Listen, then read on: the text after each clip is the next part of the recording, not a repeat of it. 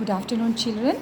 Today, let me complete the remaining portion of the chapter Indigo. As I have already told you, children, have a look. The Battle of Champaran is won. Did you understand this point? It may come for a broad question. Battle. What was the battle, children? The battle was to solve the injustice of the landlord system. In between whom?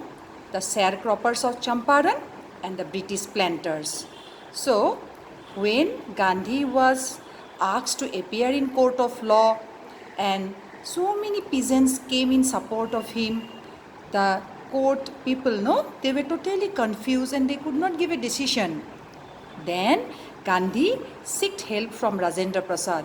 What will he do if he is imprisoned or put behind the bars? Then he got full support from Rajendra Prasad and other prominent lawyers. When he got support, he declared that almost the Battle of Champaran is won. Now, children, after this particular point, Gandhi's main role play will start in Champaran. It will show his efficiency and he will be able to prove himself as a true political leader. Now, see, children, civil disobedience movement had triumphed the first time in modern India. If this question comes for discussion, you are going to write that Gandhi's disobedience. What disobedience? Disobedience to quit in Champaran immediately. The superintendent ordered Gandhi to quit Champaran, but Gandhi disobeyed that order, for which Gandhi was asked to appear in front of the court. And he appeared, but they could not give him any judgment. He was set free. And as they lost and he won, it is given civil disobedience movement had triumphed, had succeeded for the first time in modern India. Now Gandhi almost got some sort of courage and also he became positive in his attempt to go for further investigation and collect data against the British planters. So what happened, children? Gandhi and other lawyers, they now started vehemently means, children, wholeheartedly, with a strong way, they started to undergo inquiry. Inquiry against whom, children? Inquiry against the British planters. And as a result, what happened? They got heap of complaint they were able to collect against the British planters. Now, this is the main scenario. Gandhi investigated against the British planters. He got full proof against the planters that they were wrong. Now what happened, see, children? In the month of June, Gandhi was called by Sir Edward Gate. He was the lieutenant governor at the time. And Gandhi, what happened to him? Gandhi was able to hold continuously 4 interviews with the lieutenant governor. As a result, the governor appointed an official commission of inquiry. Officially, the lieutenant governor gave permission to inquire about the landlord system of Champaran. Now, children, this commission consisted of landlords. Landlord was there, government officials were there, and representing the peasants, Gandhi was there. So, the inquiry commission was made. And the inquiry commission, what happened? Lot of proof, I said you already. See, the official, I have dropped this para because I'll talk about it later on. The official inquiry assembled a crushing mountain of evidence against the big planters. Big planters means British planters. So, lot of complaint was lodged against the British planters. As a result, it so happened that the British planters had to accept their fault. Now, there came the question. What question? The British planters had illegally taken money from the poor sharecroppers. Gandhi said to them that as there are a lot of complaint against them, they have to repay 50% of the taken amount. But what happened? The British planters were ready to pay, but not 50%. they argued and they settled at a point 24%. What percentage is this, children? This percentage is the amount they collected from the sharecroppers. Why they collected? For releasing them from the this one landlord system. What landlord system? Plantation of indigo. So as such, they illegally took money. Gandhi said they have to repay 50%, but the planters were not ready to pay 50%. They agreed at or settled at 25%. Gandhi agreed to it.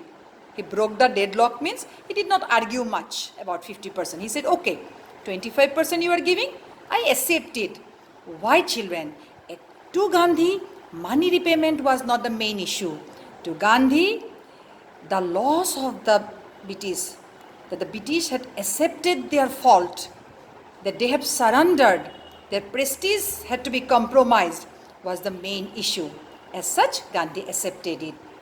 Now, come to the main paragraph over here, children. Here it is given that Rajkumar Shukla, a poor emaciated sharecropper, somehow convinced Gandhi to come to Champaran. Why? To see or look into the problem of the landlord system. That man's pleadings made Gandhi to stay at Champaran for a non-stop period of 7 months and also for some shorter visits. He came for a few days and he had to stay there for 7 months at a stretch, and also he made several shorter visits. Did you get this point, children? The sequence is been beautifully described over here. I'll give you the printout if you require it. Now come to the next page, children. In the next page it is given, children, that when British planters, they surrendered, they accepted their fault. So what happened, children? Indigo sharecropping totally disappeared from Champaran. Now when Gandhi was able to solve the problem of the poor sharecroppers, the entire event justified Gandhi's position. What was his position, children? He was a political leader, and his activity in Champaran proved what sort of political figure he was. He supported Satyagraha. He was a man who preached non-cooperation, and also you can see how by legal issues, how by very silent attempt, you can say, children, or you can say by systematic survey or systematic proceedings, he was able to send the British out of Champaran, or you can say end the landlord system in Champaran. So the success is already done. Now Gandhi thought, after this, if I immediately leave Champaran, the problem will not end. Why? Because the people of Champaran are illiterate. When people are illiterate, anyone can come and exploit them. So today indigo system, someday other system also may crop up. And this way, these poor peasants will be exploited. So he thought of educating the Champaran villagers of Champaran, and as such, he called some disciples of his, Mahadev Desai, Narahari Parikh. No, they were some young disciple of his, and their wives also were called for. Some other prominent figures, Devdas, Gandhi's youngest son, Mrs. Gandhi, and his main intention was setting up schools there so that illiteracy can be totally removed from Champaran. Kasturbai taught the ashram rules on personal cleanliness and community sanitation. So Kasturbai, you can say she was a social worker type, no? She taught them cleanliness and sanitation. Do you know, children? It was you can read this para of your own. Yeah, here it is given that certain medicines were there fixed for curing various kind of diseases. One was castor oil, quinine, and sulfur ointment. These are multi-matter medicine, you can say, because if anybody had malaria, he was given quinine plus castor oil. If anybody had skin problem, he was given ointment plus castor oil. So these three were the medicines by which the villagers, poor villagers, were cured. Now children, Kasturbai, she as a social worker, you can say, she was very much strict in her principle of implementing cleanliness and sanitation. and she was also able to improve the living condition of the people there. Now children, during the long stay in Champaran, Gandhi kept a long distance with ashram. You can say, not that he was not connected with the other parts of the country or ashram. He also had affinity with the entire area out of Champaran. Now come to the next page, children. This is the last page. You have come to know, children, from Rajkumar Sukla's Convince till Gandhi solved the problem. You can come to know what type of personality is Gandhi. Now, when Gandhi has wholeheartedly involved himself in the political scenario of Champaran, we can see this line particular, it comes as a broad question. The Champaran episode was a turning point in Gandhi's life. Before Champaran episode, Gandhi was known as a political figure. He was not having that prominence. He was not known as a national figure. But Champaran episode proved his efficiency, and he got a national level, means you can say, identity. And he was also, children, able with his, I said no, his non-cooperation movement, you can say, or his civil disobedience movement. By all this efficiency, he was able to not only to teach the people the art of self-reliance. Self-reliance here means, children, self-support. He also removed fear from the mind of the people. So he taught them courage, he taught them self-reliance. He also educated the people of Champaran, and by this minor issues of the millions of people, he tried to face. What was his main motto? His main motto was Free India. That means all the Indians should be free from the shackles of the British imperialism. So he thought that could be achieved only by solving small issues like the Champaran episode. Now children, the concluding part. Concluding part is given in the side, the meaning of the entire paragraph I have given you. Let me summarize it. Here children, one person's name is mentioned, Charles Freer Andrews. Charles Freer Andrews, he was a pacifist, a missionary sort of person. So he was a devoted follower of Mahatma Gandhi. When the exploitation of the landlords came to an end, now he had some other work to do. So he was instructed to go to Fiji Island. Who, children? Charles Freer Andrews. So he was asked to go there on duty. Now children, the other lawyer friends of Gandhi said Gandhi, or suggested Gandhi, they said him to keep Andrews back in Champaran. They thought if they wanted to fight the case against the British, if they want to make their hold strong, then Andrews will be a good support to them.